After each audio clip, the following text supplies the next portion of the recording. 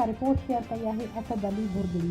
Report मूजिबि धोरो नारो town committee जे 8 वार्डनि ते voting जो अमल मुकमल। गैर हतमी गैर सरकारी नतीजा अचणु शुरू थी विया।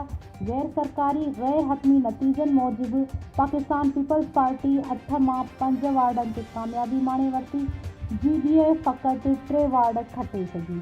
नाज़रीन, वधीक ॿुधाईंदा हलूं त धोरो नारो टाउन कमेटी जे वार्ड नंबर 1 ते PP उम्मीदवार नवाब राजड़ 693 वोट खणी कामयाब, जॾहिं त GDA उम्मीदवार ख़ैर मोहम्मद मंगरियो 607 वोट खणी ॿिए नंबर ते रहियो। धोरो नारो टाउन कमेटी जे वार्ड नंबर 2 ते GDA उम्मीदवार हाजी नूर मोहम्मद मंगरियो 978 वोट खणी कामयाब। PP उम्मीदवार पुनू चौहान 204 वोट खणी ॿिए नंबर ते रहियो।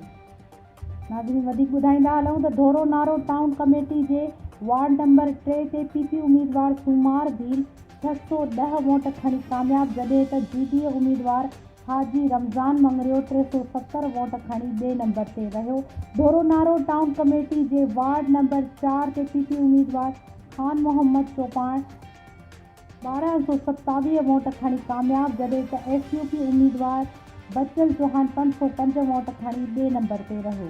जी नाज़रीन, धोरो नारो टाउन कमेटी जे वार्ड 5 ते GDA उम्मीदवार मलक अहसन 1163 वोट खणी कामयाब, जॾहिं त PP उम्मीदवार मुख्तियार राजपूत 834 वोट खणी ॿिए नंबर ते रहियो।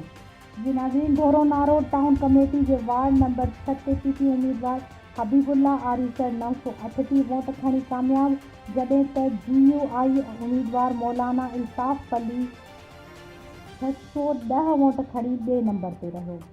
धोरो नारो टाउन कमेटी जे वार्ड नंबर 7 ते PP उम्मीदवार अल्लाह बरायो सूमरो 607 वोट खणी कामयाब, जॾहिं त GDA उम्मीदवार रमेश मेघवाल 343 वोट खणी ॿिए नंबर ते रहियो। नाज़रीन, धोरो नारो टाउन कमेटी जे वार्ड नंबर 8 ते GDA उम्मीदवार नूर जादम मंगरियो 735 वोट खणी कामयाब, जॾहिं त PP उम्मीदवार रहमतुल्लाह राजड़ फ़क़ति 5 वोट खणी सघियो। जी नाज़रीन, पाकिस्तान पीपल्स पार्टी धोरो नारो टाउन कमेटी जे 8 वार्डनि मां 5 वार्ड खटे टाउन चेयरमैनशिप ते सोभ माणे वरिती।